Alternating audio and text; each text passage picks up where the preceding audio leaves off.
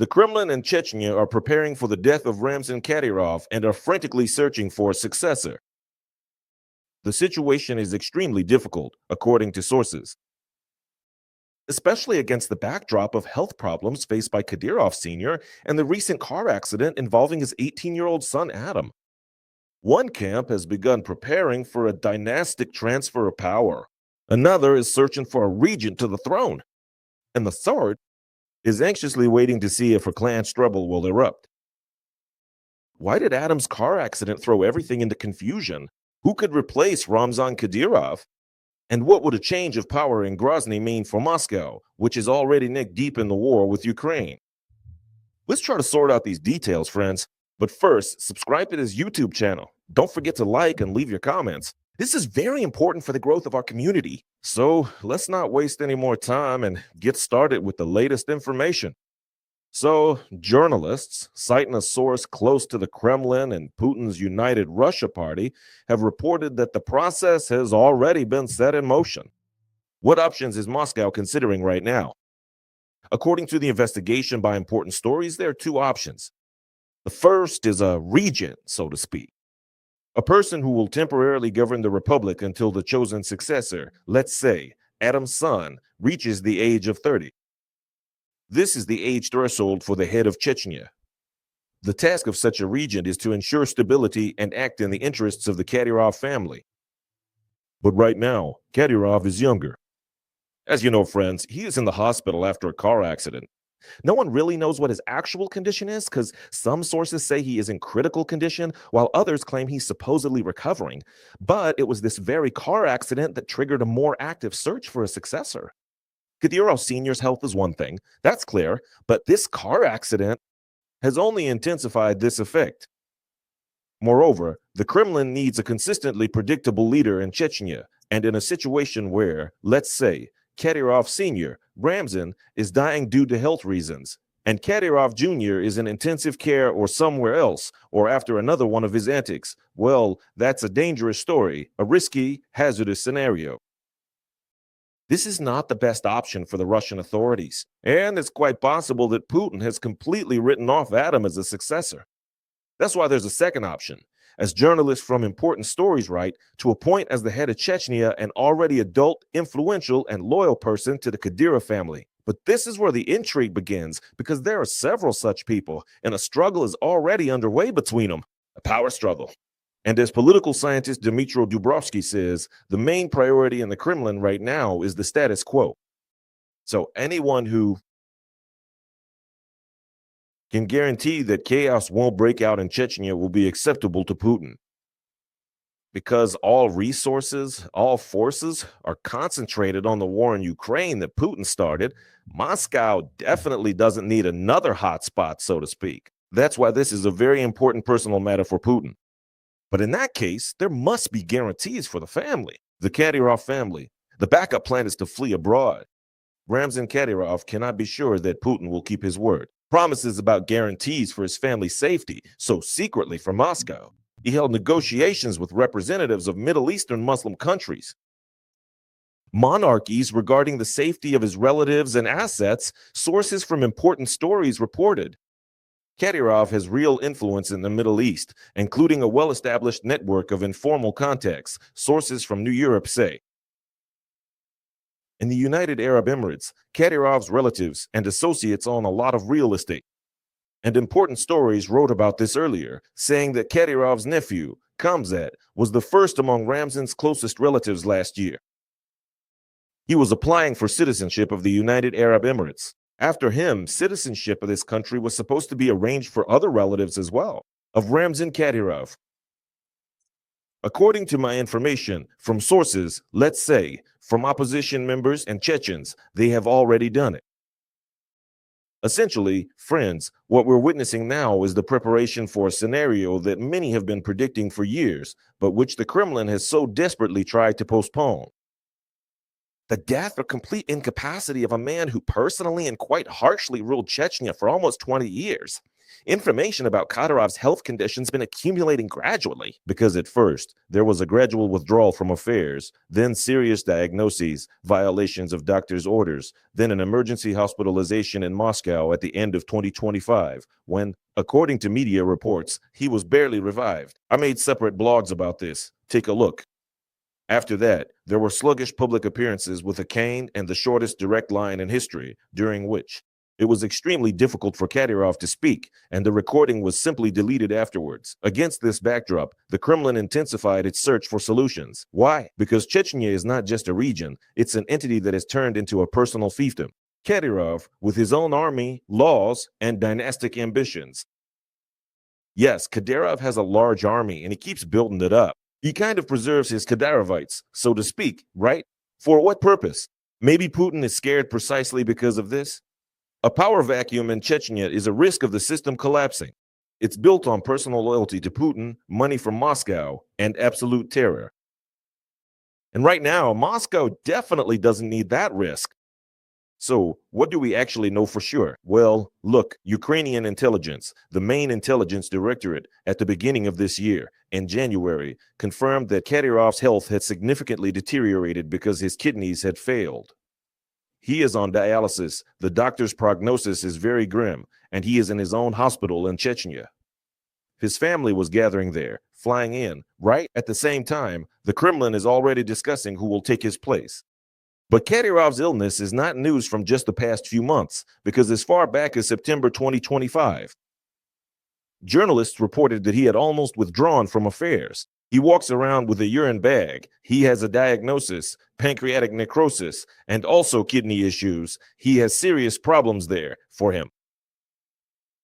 Basically, this diagnosis of pancreatic necrosis was made 6 years ago, and on top of that, there are other issues as well. So the problem is that Kadyrov, according to sources, could not come to terms with the restrictions. He violated doctors' orders, engaged in self-treatment, which more than once led him to the intensive care unit. That's why the Kremlin decided to put an end to all these stories.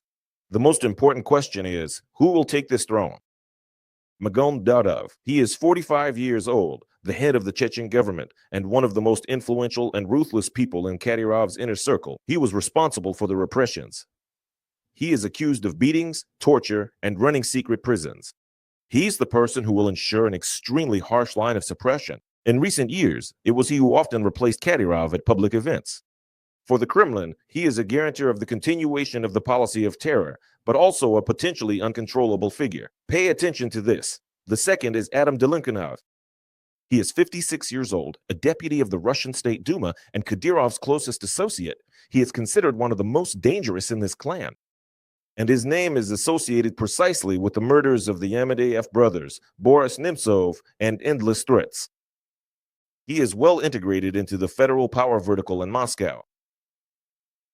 Experts believe that he could be a more comfortable option for the Kremlin than Dudov. It was to him that Kadyrov once even entrusted the training of his younger son Adam, because Kadyrov wants Adam to become his successor. The third is Abdialaudinov, another degenerate, commander of the Chechen Special Forces Akhmet, the very one who led Kadyrov's men during the assault on Mariupol and was actively involved on the propaganda front. He has TikTokers and so on, things like that. Military experience, which is now valued in the Kremlin, is appreciated, but he is not a member of Kadyrov's clan. He is more of an ally with a conflicted past. His chances are considered low due to insufficient trust from the family. And then there are Kadyrov's sons. We talked about them in a separate episode. Friends, this is a complicated issue because there is the eldest, Akhmet Jr., and then Adam. It was Adam whom his father designated as his successor. At the age of 15, he awarded him the title of Hero of Chechnya, along with other medals. He's been showered with awards, and he's in charge of the security structures and so on. But the main obstacle is his age. Because, according to the law, if we can even take the law seriously, the head of Chechnya must be at least 30 years old. To appoint his son, they would either have to wait 10 to 12 years or break the law. Well, in principle, that has never been a problem for Putin. But is he ready to go that far? Because here the question arises, will people listen to him? Will he have influence? And so on. So some experts say that yes, Putin might go ahead and appoint him, even when he's just about 18 or 20 years old, so to speak. Others talk about a region, and still others suggest a different candidate. That's why we're looking into this matter. Another question, friends, what will actually change in Chechnya after Kadyrov? Should we expect unrest there, separatism, relatively speaking, of course, or, on the contrary, even tighter crackdowns? Look, most experts agree that there won't be any mass riots or a surge of that kind of activity. Even without Kadyrov, the system he built is very strong. It stands on three pillars. These are money from Moscow, total terror, and the support of power clans, the Teeps, who have received their share of power. The main goal of the Kremlin is to make the transfer of power controlled, so that no one starts fighting over the inheritance. And most likely, the deal, stability in exchange for money, will continue to operate. Moscow, which used to pour billions into Chechnya. I just want to remind everyone that in 2025, subsidies to Chechnya were 15 times higher than to the same Kursk region. The population is more or less the same, and the new leader must ensure silence and loyalty to Putin. This is the main condition. What will definitely change, as journalists from important stories write, is the reduction of Chechnya's autonomy. No new leader will have such a supposedly personal connection with Putin as Kadyrov did. The dependence of the new leadership on Moscow will increase many times over. The Kremlin will most likely gradually take greater control. Chechen security forces.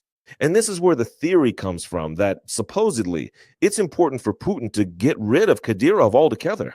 That's why stories are starting to emerge that Kadyrov was poisoned with Novichok by the Russian Federation's special services, that the federal center wants to remove him, liquidate him, kill him, and so on and so forth. There really are a lot of speculations about this. The worst case scenario for Moscow is Kadyrov's sudden death without a clear plan for the transfer of power. They don't care about Kadyrov. The main thing is to work out this plan, this very plan for the transfer of power. Otherwise, a quiet but fierce struggle between clans within the elite could begin. But for now, the Kadyrov clan claims that only they can guarantee peace, and Putin, it seems, agrees with this. Therefore, first, Kadyrov's health condition is indeed critical, and the process of transferring power in Chechnya is already very active. This is not a rumor, it's a reality, confirmed by journalists citing their sources. Even in the Kremlin and in Chechnya, Ukrainian intelligence, even Russian liberal media, so to speak, are writing about this. Secondly, Moscow's looking for someone who can maintain the status quo.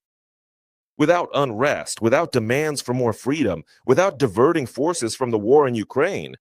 That's why the most likely candidates are people from the inner circle of Kadyrov. That would be Daudov or Delimkhanov. They guarantee the continuation of the policy of terror, perhaps. Putin has already written Adam off, hasn't seen him since the recent car accident. Thirdly, the scenario involving this son, Adam, who is 18 years old, although it is being discussed, it remains, so to speak, exotic. Because, first of all, as I already mentioned, it would require involving a separate person, a regent, or, so to speak, in quotation marks, breaking the law by appointing him at 18 years old. And all it is creates risks for Moscow. The recent car accident demonstrated this. And fourth, and most importantly, is that, unfortunately, Chechnya will not explode. Unfortunately, well, again, this is not my assessment. I am not an expert in this, but many experts are saying exactly this. The system built by Kadyrov is, unfortunately, now too strong, and it will become even more dependent on Moscow. Ultimately, Kadyrov's death will not be the end.